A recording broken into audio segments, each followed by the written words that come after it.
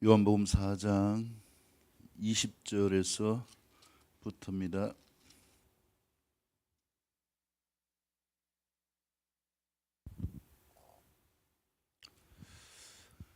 오늘 요한복음 4장 말씀을 통하여서 영과 진리의 예배 파워로 예수님을 나타내는 슈퍼 영향력을 나타내는 삶이 되자라는 제목 가운데서 오늘 두 번째 시간입니다. 그래서 지난 시간에 1절에서 19절까지의 말씀을 통하여서 이 예배 파워를 잃어버린 삶, 한 여인이 있었죠. 사람들이 자기를 손가락질 해가지고 밖으로 다니기 너무나 쪽팔리고 부끄러워서 남들이 다 쉬는 가장 중동 지역에서 가장 뜨거운 정오 때에 물을 기르러 오는 이런 여인이었죠. 그럼에도 불구하고 자기를 포장합니다. 예수님을 만나게 되어질 때 아주 도도하게 이야기하죠. 나는 유대인과 상종하지 않는데 왜 나에게 물을 달라고 하십니까? 그때 주님이 말씀하시는 게 뭡니까? 예수님이 이 여인에게 다가간 이유가 뭐예요? 인생을 불쌍히 여겼기 때문입니다. 그 인생이 진짜 행복을 찾기 위해 했기 때문이에요. 그래서 예수님 뭐라고 말씀합니까? 네가 이렇게 뜨거울 때 물을 길러 오는데 이 물을 길러 오는 것을 하지 않고 영원히 목마르지 않는 비결이 있다. 그러면 그 물 좀 나에게 주세요 라고 하게 되어질 때에 주님이 말씀하신 본질이 무엇입니까? 진짜 생수를 경험하기 위해서 예수님을 만나기 위해서 필요한 것이 무엇인가? 우리가 예만남을 하고 있지만은 옆에 분을 축복합니다. 예수님을 만납시다. 내 죄가 예수님을 만나게 합시다. 할렐루야. 근데 이 여인은요, 자기 죄를 예수님 앞에 드러내지 않고 도도하게 있었어요. 근데 예수님이 깜짝 놀랄 이야기를 합니다. 그 이야기가 무엇입니까? 네가 남편이 5이 있었다. 그리고 지금 살고 있는 남자도 네 남편이 아니지 않느냐. 주님이 이 지식의 말씀으로 여인의 마음을 뚫어볼 때에 얼마나 수치스럽겠어요. 그래서 그 입에서 툭 튀어나온 말이 무엇입니까? 당신은 누구라고요? 선지자로소이다. 어떻게 내 마음을, 내 속에 있는 걸, 내 인생 전부를 그렇게 거울 보듯이 꿰뚫어 봅니까?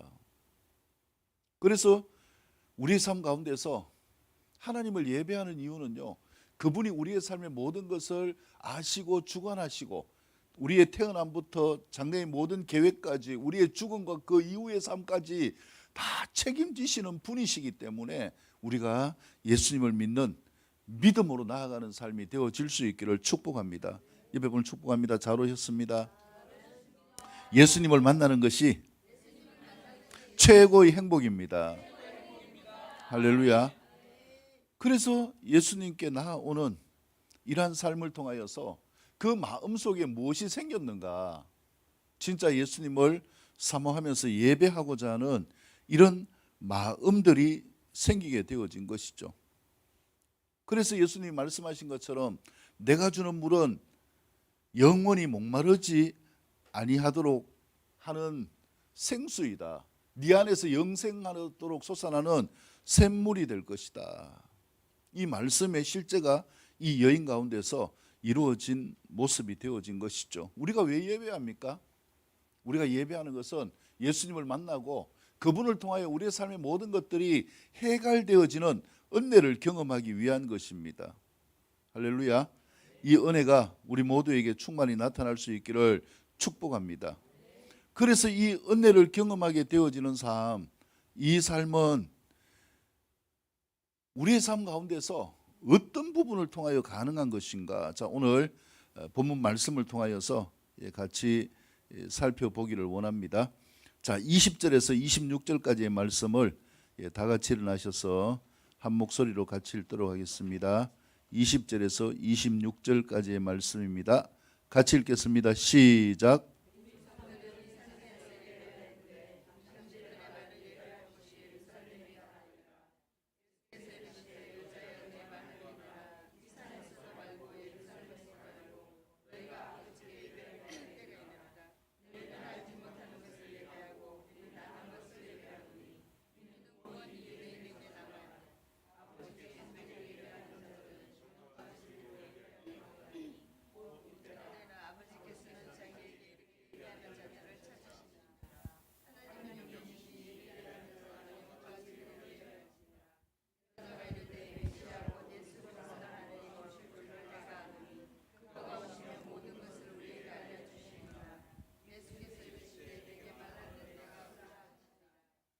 아멘.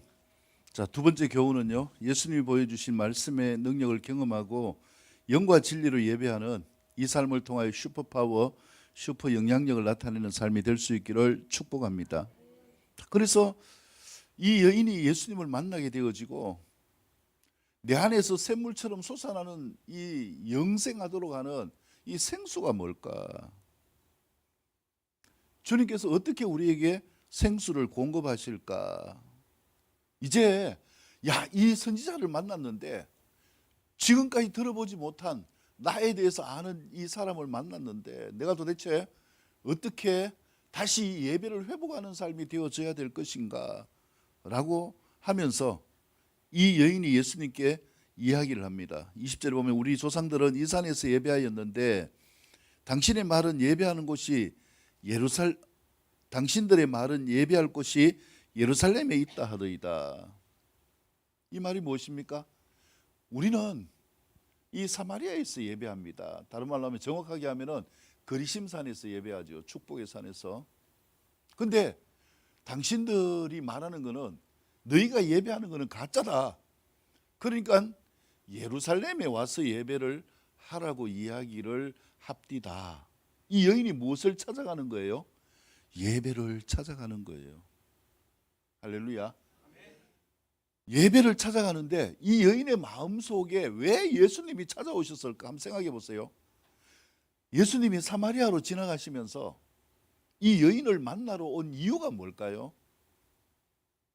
너무나 부끄럽고 어떻게 보면은 인생 막장이잖아요. 창녀와 같은 이런 여자임에도 불구하고 예수님이 이 여인을 찾아서 오신 이유가 뭘까? 독대하여서 그에게 생수를 공급하기를 원하시는 이유가 뭘까? 이 여인은요, 자기가 그렇게 힘들고 험악하고 추악한 삶을 살고 있었지만 마음 깊이, 마음 한켠에 있던 것이 무엇인가? 예배에 대한 사모함입니다. 그래서 이 형편 저 형편 할 것 없이 예배 드리러 나오는 것은 귀한 거예요. 옆에 분 축복합니다. 잘 오셨습니다. 귀하게 오셨습니다. 근데 예배를 드리는 데 있어 가지고요, 그 다음에 주님이 말씀하시는 게 무엇입니까? 여자여 내 말을 믿으라. 이 산에서도 말고 예루살렘에서도 말고 너희가 누구에게요? 아버지께 예배할 때가 이르느니라. 예배의 정석은 무엇입니까? 이 산도 아니고 예루살렘도 아니고 누구에게 예배하는 것이다? 아버지께 예배하는 것이다. 그래서 아버지께 예배하는 이 삶이 되어져야 되는데 장소가 중요한 것이 아니다 이렇게 말씀하셨어요. 근데 실제적으로 장소가 중요하지 않는 것이 아니죠. 뭐 지난 시간에도 말씀드렸지만은 북이스라엘이 여로보암이 왕이 되고 난 다음에 왜 하나님의 예배를 바꾸어 버렸는가? 그 이유는 뭐냐면은 만약에 예루살렘에 가서 예배하면은 자기 백성들이 다 어디로 도망갑니까? 남유다로 다 도망가면은 자기가 왕이 됐는데 망할 수도 있겠다 이런 생각에서 백성들을 빼앗기지 않기 위해서 자기의 유익을 위해서 어디에 예배의 제단을 쌓았는가? 북쪽에는 단, 남쪽에는요 베델, 이렇게 해서 두 군데 예배의 처소를 만들었어요. 그리고 예배의 모형을 갖춥니다. 뭐에 제사하게 합니까? 금송아지를 섬기게 하고요. 예배는 있지만은 말씀을 벗어났어요. 예배는 있지만은 형식도 벗어났어요. 그렇기 때문에 이 예배는 뭡니까? 아니에요. 결국은 뭐 하게 되었습니까? 722년 BC에 아수르에 의해서 멸망을 당하게 되었죠. 그렇기 때문에 우리가 예배는요, 어떻게 드려야 되는가 정확하게 드려야 되죠. 제가 지난주에는 이 메소포타미아 문명에 대해서, 인류 최초 문명이죠. 그 가운데 수메르 이 문명에 대해서 제가 이렇게 보고 있는데요. 진짜 많은 사람들이 이 수메르 문명을 태초라고 이야기하고 성경과 대비해서 쭉 이야기를 이렇게 해놨는데 그럴듯하고요.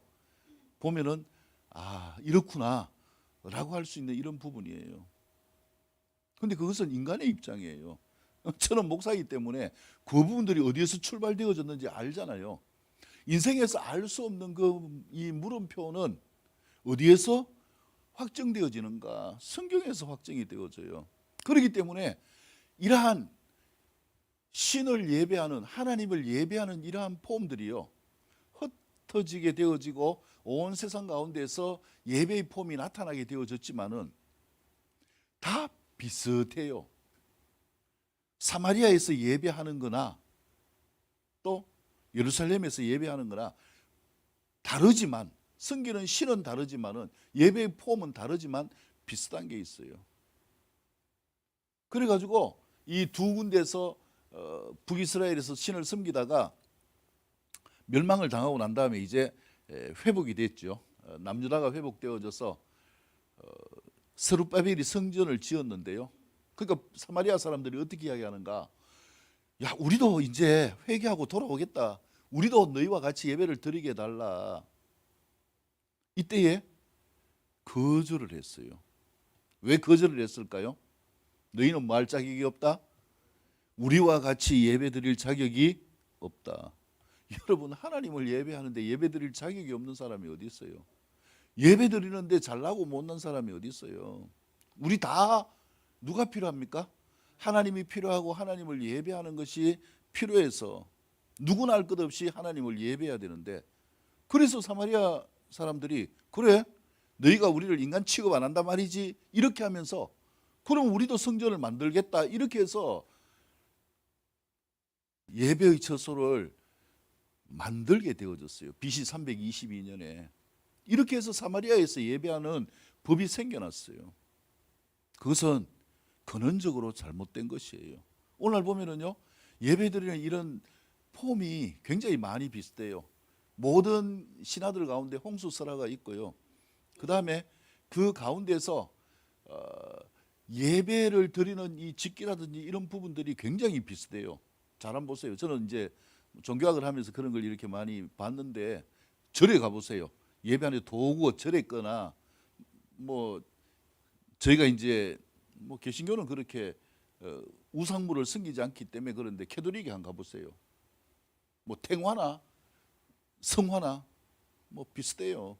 그 다음에 뭐 이렇게 또 다른 종교에 보면은 어떤 예배 도구들이 거의 비슷해요. 그것은 뭐냐면은 하나의 모양을 가지고 이렇게 흉내내고 만들어졌다는 것을 알 수가 있고요. 성경을 통하여서 많은 이런 기록들이 만들어지게 되어졌고, 이렇게 하면서 종교적인 파생이 있게 되어졌는데, 결국은 무엇인가? 누구까지도 하나님을 예배하는 마음을 잃어버렸는가? 예루살렘에서도 말고라고 예수님이 말씀하신 이유가 뭘까요? 그들이 하나님의 백성이라고 이야기하면서 하나님께 예배하지만은요, 뭐 하지 않았어요? 온갖 우상을 섬기고 죄를 짓고, 우리가 에스겔 큐티하고 있지만 에스겔서를 보면 뭐 어디에서요? 성전 안에서도 우상을 섬기는 이런 추악한 모습이 있기 때문에 이제 더 이상 너희의 예배를 받지 않겠다. 그래서 예수님이 예루살렘에서도 예배를 드리지 말아라. 예배는 무엇이다? 누가 받으시는 예배? 하나님께서 받으시는 예배를 회복하라. 틀린 장소가 아니라, 장소가 중요한 것이 아니라 그 장소에서 예배 드리는 본질을 회복하라. 그 본질이 무엇이라고요? 누구에게 예배하는 것입니까? 아버지 하나님께 예배하는 삶이 오게 되어질 것이다. 너희는 알지 못하는 것을 예배하고 우리는 아는 것을 예배하노니. 그래서 사마리아에서 드리는 예배는 어떤 예배라고요? 알지 못하는 걸 예배하는 거다. 너희는 진짜 하나님이 누군지 모르고 예배하지 않느냐. 우리는 하나님이 누구신지를 알지만은 그 예배가 훼손되어지고 우상화되어지고 그릇되어진 이런 예배로 바뀌었다. 그래서 우리에게 중요한 것은 무엇인가? 23절 아버지께 어떻게 해요? 참되게 예배하는 자들은 어떻게 예배하라는 거예요? 영과 진리로 예배할 때가 오나니 곧 이때라. 이 여인은 진짜 행복한 여인이에요. 성경에 나오는요, 여인을 보면 또 죄인들을 보면은 누구를 만났어요? 예수님을 만나면서 회복되어져요. 영과 진리로 예배하는 때가 오는데 그때가 언제라고요? 곧 이때라. 이 여인에게 진짜 하나님을 예배할 찬스가 왔다라는 거예요. 얼마나 귀합니까? 이 여인이 뭐라고요? 남편 5이 있었던 창녀와 같은 사람인데 이 여인이 귀하다고 예수님이 찾아오신 거잖아요. 진짜 예배는요, 우리가 누구를 만날 때예요. 옆에 분을 축복합니다. 예수님을 만납시다. 이 예배를 통하여서 예수님을 만날 수 있기를 축복합니다. 우리가 1년에 52주 예배를 드리고요, 또 수요일, 금요일 여러 많은 예배를 드리지만은 제일 중요한 것, 그 때가 이 때가 되어질 수 있기를 축복합니다. 예수님을 만나는 때가 되어질 수 있기를 축복합니다. 내가 언제 예수님을 만날까? 아니요. 내가 마음을 열기만 하면 이렇게 부족하고 추악한 여인에게도 주님이 찾아오시는데 우리를 찾아오지 않겠습니까? 당연히 찾아오잖아요. 근데 왜 주님이 안 찾아오는 것 같아요?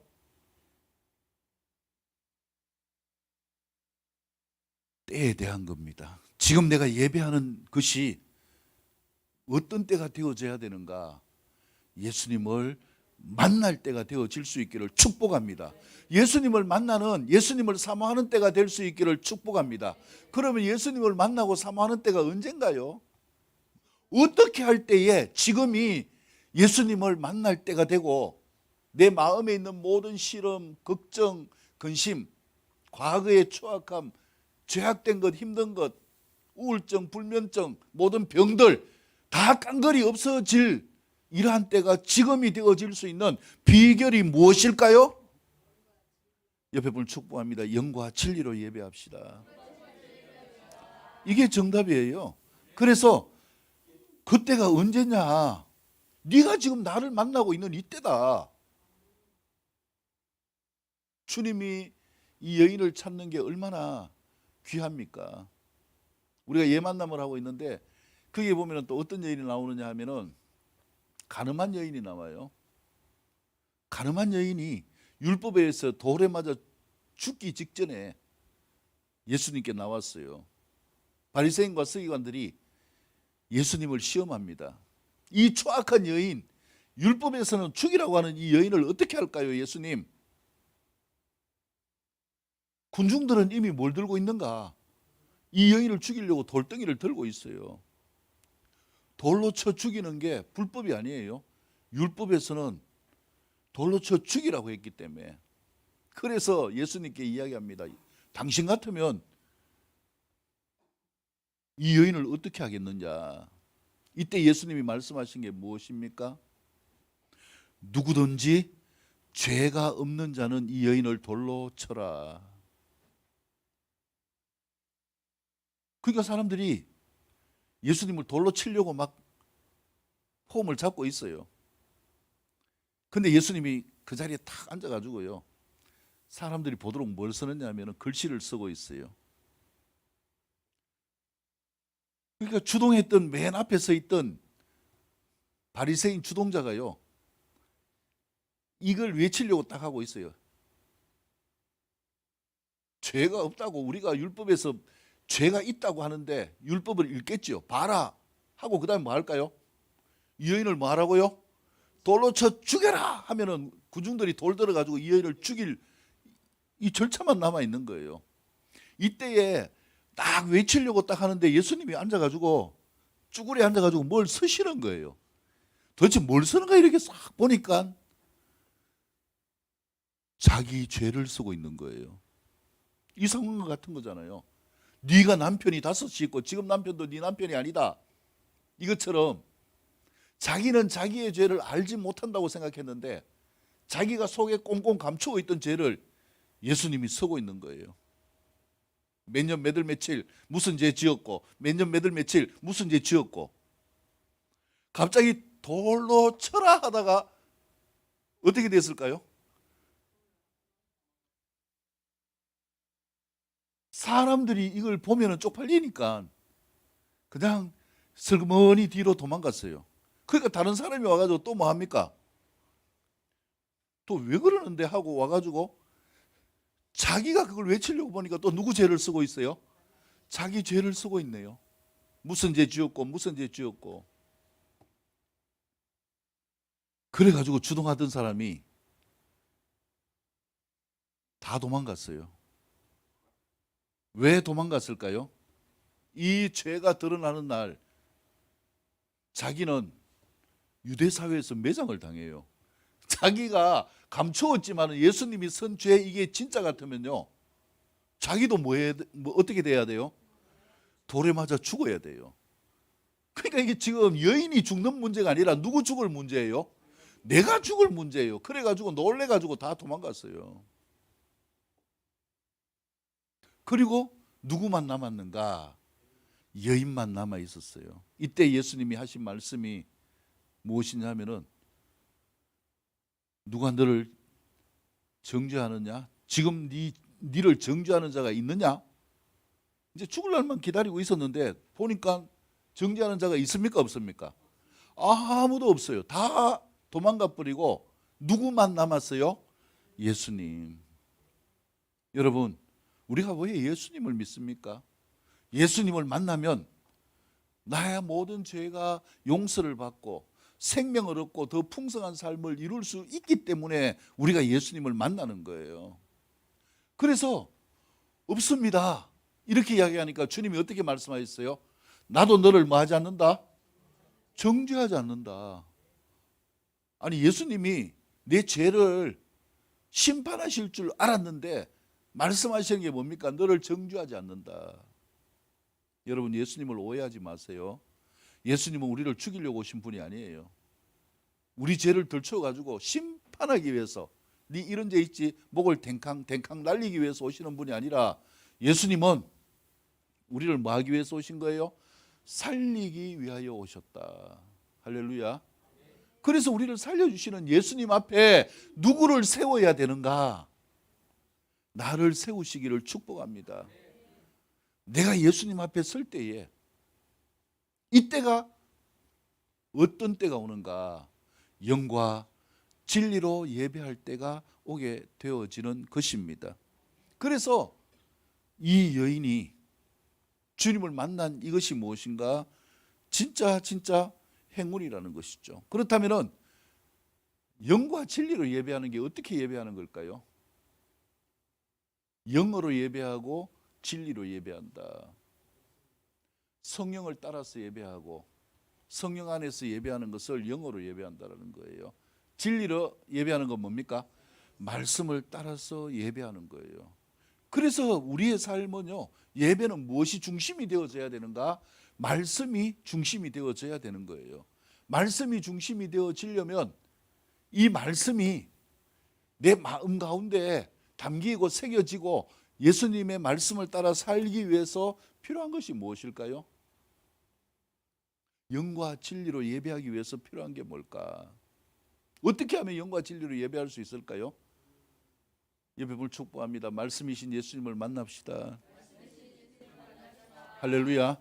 그래서 지난 시간에 말씀드린 3장에서 말씀드린 무엇이 중요한가? 예수님을 만나는 삶은요, 어떻게 해야 만날 수 있습니까? 거듭나야 돼요. 무엇으로요? 물과 성령으로 거듭난 삶. 그래서 영과 진리로라는 것은 우리가 이 말씀을 통하여서 그 다음에 성령님을 통하여서 하나님을 예배하는 이 예배가 되어질 수 있기를 축복합니다. 그래서 우리가 말씀을 읽을 때요, 지금 우리가 66권에 있는 이 말씀은 로고스라고 하죠. 잘 아시는 것처럼 이 로고스의 말씀은 구약과 신약을 통하여서 하나님이 예배하신 메시아 예수님의 오실 것에 대한 약속과 그 다음에 오신 예수님이 나타내시는 행적들, 제자들의 행적들, 그리고 마지막 66권째가 어떤 책입니까? 사도 요한이 쓴 마지막 때의 모습을 기록한 책, 요한 계시록. 이렇게 해서 이 66권의 말씀을 로고스라고 하는 거예요. 근데 이 말씀이 내 말씀으로 경험되는 것, 예수님이, 말씀이신 예수님이 나에게 다가오시는 그 말씀의 감동이 내 안에서 나타날 수 있기를 축복합니다. 그래서 우리가요, 말씀을 듣다가 보면은 젖어들기도 하고, 아니면은 그 말씀이 갑자기 어떤 바위처럼 나를 뻥 때리기도 하고요, 말씀이 화살처럼 나를 찌르기도 하고. 그래서 이 말씀이 내 안에 레마로 와야 되고요, 나에게 주신 말씀이면 그 약속의 말씀이 내 삶 가운데 반드시 이루어지는 역사를 경험하게 되어집니다. 저는 이걸 다바르라고 하는데, 이 말씀의 역사들이 내 삶을 통하여서 경험되어지면은 고백하게 되어져요. 어떻게 고백하게 되어지는가? 당신은 진짜 살아있는 분이십니다. 예, 그래서 25절 보세요. 여자가 이르되 누구라고? 메시아 곧 그리스도라 하는 이가 오실 줄을 내가 아노니 그가 오시면 모든 것을 우리에게 알려주시리이다. 이 여인은요, 하나님도 잘 모르고 지금 예배도 엉망이지만은 적어도 예배를 사모하는 마음이 있고, 지금 자기가 진짜 살아가는 인생이 고달픈데 그럴지라도 자기를 구원해 줄 누가 온다는 건 기대하고 있었어요. 메시아가 온다는 것은 기대하고 있었어요. 이때에 예수님이 말씀하는 게 뭡니까? 26절, 예수께서 이르시되 내게 말하는 내가 그라 하시니라. 할렐루야. 이 여인이 누구를 기다렸어요? 메시아를 기다렸잖아요. 근데 내 앞에 지금 누가 있어요? 메시아가 있어요. 얼마나 행복한 여인입니까? 그래서 다음 시간에 교훈에 대해서 말씀드리겠지만요, 그대로 있을 수가 없는 거예요. 밖으로 뛰쳐나가서 정인의 삶을 살고 내 삶이 이렇게 회복되어졌다, 부끄러움 수치 다 사라지고요, 자기를 욕하던 동네에 가서 예수님을 만났다고 기뻐 외치게 되어지거든요. 그래서 우리에게 필요한 것이 무엇인가 하면은요, 이 예수님을 만나는 삶이 될 수 있기를 축복합니다. 아이고 목사님, 나는요 이미 예수님 옛날에 만났고요, 남들이 알지 못하는 희한한 그런 경험도 많이 했고요. 옛날에는 제가요 그렇게 이야기하면은 와 그렇습니까? 부럽습니다 이랬는데요, 지금은 제가 그런 이야기 들으면 그게 어쨌다는 거예요. 그 만남이 어쨌다는 겁니까? 지금 내가 예수님을 만나고 있다면 내 배에서 뭐가 넘쳐나야 됩니까? 생수의 강이 흘러 넘치기를 축복합니다. 다른 말로 하면 생명이 내 삶을 통하여 흘러가는 이 역사가요 지속적으로 일어나야 돼요. 물이 고갈되면은 가뭄이 오잖아요. 한때 예수님을 만난 경험이 그때 경험이었던 사람은 지금 무슨 삶을 겪고 있는가? 가뭄이에요, 가뭄. 인생의 가뭄을 맞이하고 있는 거예요. 안 돼요. 생수의 강이 언제 흘러야 되는가? 지금도 여전히 흐르고 있어야죠. 지금도 여전히 흘러 나오고 있는 이 삶이 어떤 가람에서도 목마르지 않는 삶이 되어지는 거예요. 그래서 영적으로도 가람이 없고 육체적으로도 가람이 없고 재정적으로도 가람이 없는 이 삶은 지금 나에게 예수님이 함께 하시고 그분이 내 앞에 계시고 내가 메시아다, 이 예수님이 내 삶을 이끌어 가시는 이 은혜가 언제 있는가? 지금 있는 삶이 될 수 있기를 축복합니다. 죄송하지만 처음에는요, 가뭄이 안 보일 수 있어요. 뭐 잠시 비가 안 온다고 뭐 물이 그냥 탁 근천이 아닌 이상 끊어집니까? 근천이라도 며칠은 흘러요. 근데요, 시간이 지나면 지날수록 어떻게 됩니까? 땅이 말라지고 갈라지고 생물들이 죽게 되어지고. 그래서 조금 전에 영상에서 이야기한 것처럼요, 우리의 삶 가운데서 뭔가 풀리는 것 같으면 하나님의 은혜임을 기억하시기를 축복합니다. 왜? 하나님은 어떤 분이시기 때문에 살리는 분이셔요. 저는 막 이걸 너무 진짜 너무 지금도 경험하고 있지만은요, 제가 그 가뭄, 절망, 추악한 인생에서요, 예수님을 딱 붙들었을 때에, 그때 이후로 하나님이 샘 솟듯이 하는 이 생수에서 샘에서 공급되는 이 생수가 끊어지지 않게 하시는 거예요. 왜 끊어질까요? 주님을 붙들면 안 끊어진다라는 거예요. 근데 한때에 불과하고, 한때의 은혜에 불과하고, 필요에 따라서 예수님을 만난다? 그때는 부어지겠죠. 소나기처럼 비가 오지만 그 다음에는 어떻게 됩니까? 가뭄에서 물이 갈아여서 이것도 가라고 저것도 가라고, 이것도 내 뜻대로 안 되고 저것도 내 뜻대로 안 되고, 뭔가 하려면 방해가 있고요. 특히 내가 이래가 안 되겠다 싶어가지고 기도하려면 방해 있고, 교회 나오려면 더 방해가 있고, 예배 드리려면 방해가 있고, 설교 들으려면 더 방해가 있고. 여러분, 이 여인의 비결이 무엇이에요?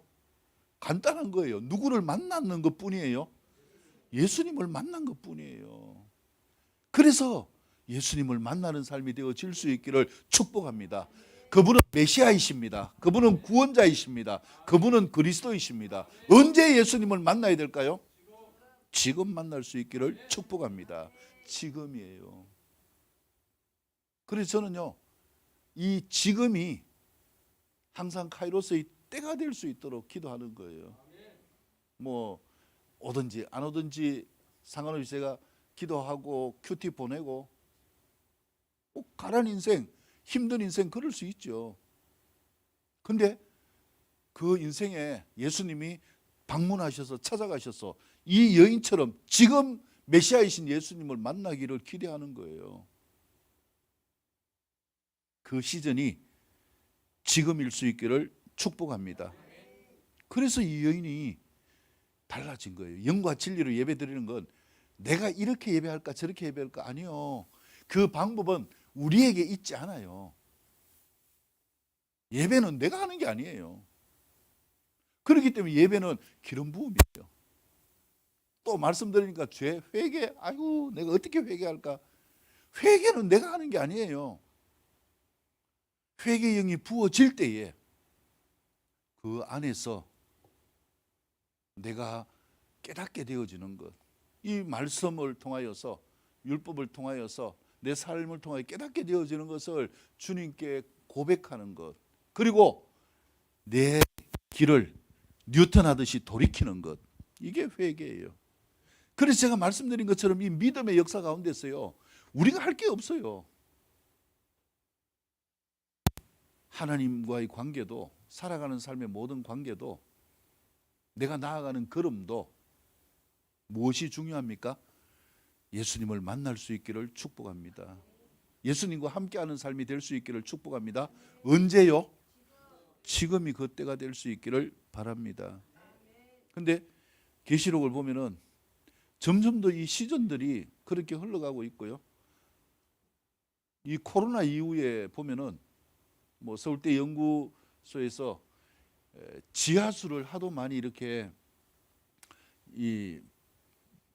뽑아내니까 그런 뭐 영향이 있고 뭐 이렇게 이야기하면서 지축이 흔들렸다고 이야기하거든요.